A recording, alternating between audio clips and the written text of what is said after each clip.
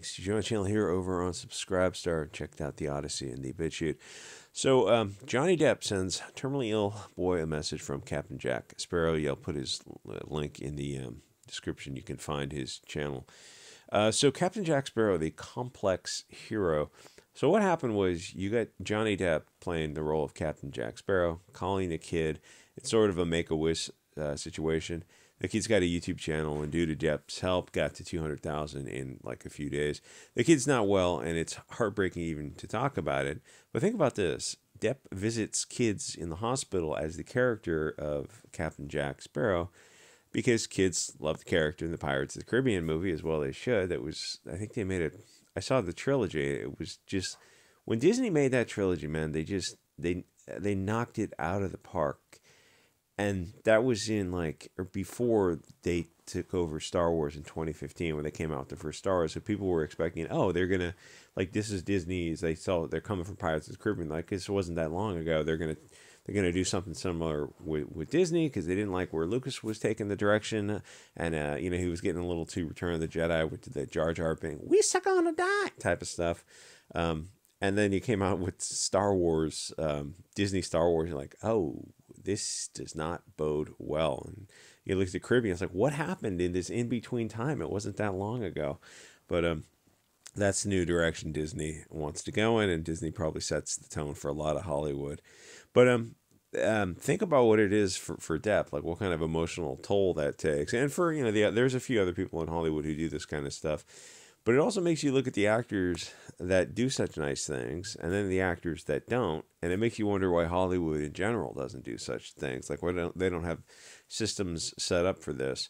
Why Hollywood isn't nicer? Then you look at them cheering Weinstein for years and it sinks in. Anyway, the whole thing got me thinking, hey, Alyssa Milano, what happened to Me Too? Oh, we were catching too many Democrats. Oh, okay. So you just stood by your principles and kept going? Got them out of the industry? No, we abandoned Me Too. Okay, that's what I thought. Anyway, the whole thing got me thinking about the mainstream media narrative, that they have a narrative to push about the wrong thinkers or whoever they identify as the wrong thinkers. Then you look at like somebody like Taylor Lorenz pushing this message and realize like, oh, they're actual sociopaths, like people who, if you tested them, what was the Blade Runner test to determine humanity? If you tested a lot of these, like a Taylor Lorenz, like she would come up as sociopathic tendencies. So you're going to people's houses and you're doxing people, putting them in harm's way, and you think that you're you think you're this stunning and brave reporter who's like in Vietnam with the troops or something. It's like they think of themselves. So this lives a TikTok. You went to her relative's home. Okay, I'm not going to say it. Okay, it's tempting to say it, but I won't say it. Hollywood and the media is mostly a collection of demon people, which is a problem because they are brainwashing people 24/7. It's not just that movies are recently getting woke or anti-white. I love using that phrase on Twitter. That pings on their radar for some reason. Calling them alt-left and discussing anti-white racism. And you have to just take it seriously with a straight face and say, yikes, my guy, anti-white racism has to be dismantled and deconstructed. Examine yourself. Be better, friend. Yikes, bad take. You just talk like the same assholes that they are. It's like they don't know what to do. If everything's an appeal to emotion, it's like you realize that we can appeal to emotion also. And if you redefine terms, and then I get with them, I discuss with them, I go, like, yeah, you guys seem to have your own definition of these words. That's okay, that's fine, friend, it's perfectly valid, but you have to accept that we have our definitions of these words also.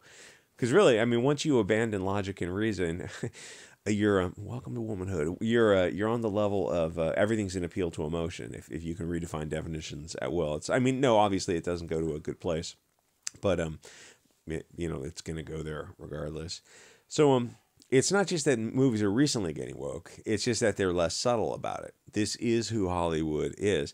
Start thinking about movies that came out before the totally organic BLM riots that weren't... Anyway, so now what percentage of those movies could be made today? Go through them scene by scene and you realize how many of them can't be made today because of cultural Marxism. Rather, they could be made. Yes, they could. Amazon, Netflix, HBO, Disney, whatever. They're big enough they could do whatever they wanted to. If they wanted to make movies straight out of 1975 Hollywood with a good guy like, I don't know, I don't know, like do whatever movies they want, like and play him straight, where he's drinking martinis and spanking the secretary or something. They're not pressured by external influence. This is who they are. They hate you. They love the old stories. They love, love, love. We love them so much. And you look at these people, these like people who the stories are before their time, and you know, like so Wheel of Time. It was like a dozen books. You saying you read Wheel of Time or Lord of the Rings? Lord of the Rings. It was the original 4 books that everyone read, and then there was a couple others with the lore that you know, the nerds read.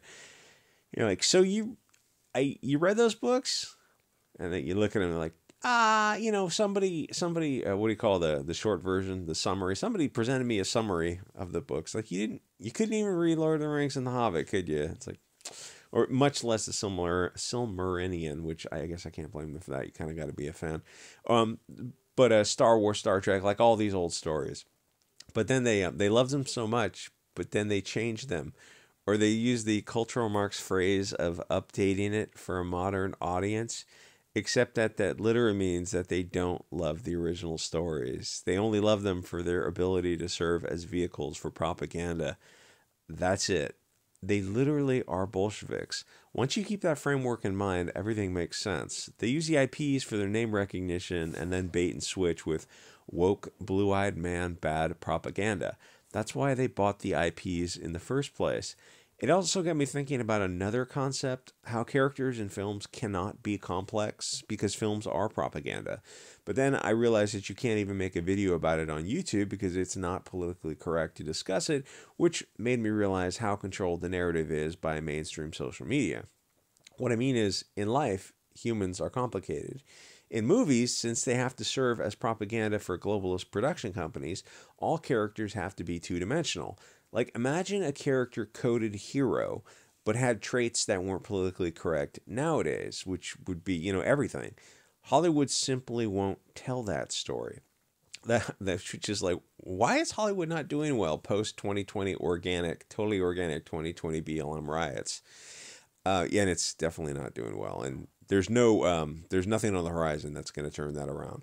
That's why Hollywood, which is a good thing actually, because the more anytime the mainstream falls to pieces, it allows competitors to spring up. It allows you know, nature abhors a vacuum, and it's kind of the Comicsgate example where the mainstream product was so bad that independent people could come together and go, you know what, we're going to do this 48-page model on crowdfunding sites, charge $25 for it. Well, that was pre-inflation. Thanks, Biden. And ship them out, and we're going to like promote the hell out of them, and it's going to be part of a community. And it's only possible when the mainstream stuff is so bad. And like that's amazing. If you, like what did look someone said Disney Disney Star Wars, it's they should have been printing money with Star Wars, and you know, like what they, if you look at opening people in line in 77 for Star Wars, like how pumped they were to see Star Wars Empire and Return of the Jedi, and the audience reactions. I mean, there's more Star Wars stuff about the making of the original 70s Star Wars online. It's like there's like a dozen hours of it. It's fantastic. And someone said they turned Star Wars into a TV show, and you realize if you look up all the Star Wars shows they made, the last one I'm kind of familiar with is the Mando, and then they fired Gina Carano. And it's like, oh yeah, but they kept making a bunch of other stories. It's like nobody's seen them. No matter what Disney comes out with now, you realize it's going to suck. Like, what's their next big budget film that's coming out? Presumably they must have something coming out, right? Solo bombed. It's like you're talking about Star Wars, and they had Solo, and it friggin' absolutely lost money. I guess I'd have to look up that Star Wars timeline. They had a timeline coming out like they do for the Marvel universe, and yeah, you look at I kind of why I suspect the Wu flu. Put things a little bit delayed, but then you look at like what movie are they going to come out with now coming out of Star Wars? Like I mean you could almost talk about maybe Rogue One, but is that going to be for streaming or for film? It's probably going to be for streaming. You can almost predict like what you're going to have. It's like, oh, let me guess, a plucky female POC pox BLT girl. Yes, bigot. There's going to be some of that. Well, there'll be like kisses in the background or some little relationship in the background, so you can edit it out for China. Well, yes, bigot. I'm the bigot for pointing it out that you're going to edit the stuff out for China. I mean, you could, if you believe in this stuff. Don't get me wrong. I don't think it should be in the movie. Most people don't think it should be in the movie either because it's cultural bolshevism. But if you're going to put it in the movie, like, why are you editing it out for China? Oh, because that market doesn't want it. Yeah, neither does the Western market. And no offense to the BLT community, but you know as well as I do, it's like, so that's like 2% of the audience that wants it. Okay, 2% of the audience that's into it, that's willing to pay for it. It's like, so why are you putting it in there when the other, say there's like 20% that it really turns off, or even 10%. It's like if it was strictly based on a financial decision, you go, okay, well there's 4% that won't see the movie because of it, and there's 2% that will see the movie because of it. So okay, we're going to cut it out of the movie. That's a business decision. It's just math. They're not making mathematical decisions. They're making propaganda decisions. And I'm not saying the underlying thing is good or bad. It's like I'm saying that it's not mathematically based. It's not a pragmatic business decision to put that kind of stuff in films. They're not making movies. They're not return on investment. They're making propaganda. I mean, how many like I hear people on the left and the right, and they keep coming. Businesses they're just out to make money. You look at them like, then why are they making films that repeatedly don't make money? To believe that asinine statement is to think that these people are crazy people, and they think suddenly they're going to use generational brainwashing to get the audience on board, which is an argument to be made, but it's still not about making money. It's about pushing propaganda. And like to get the normie on the left and right to leave their comfort zone and like step back and go, oh, Hollywood is a propaganda machine. And then you start looking at the stuff they're pushing and you can kind of connect the dots.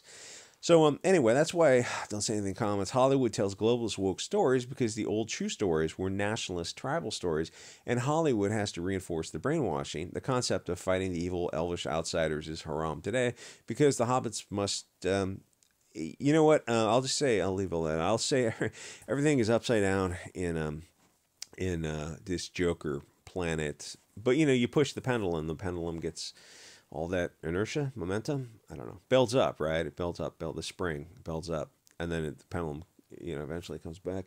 Anyway, like, comment, subscribe. Oh, the two missing words were pepper spray and Soros. And I will see you guys on the next episode.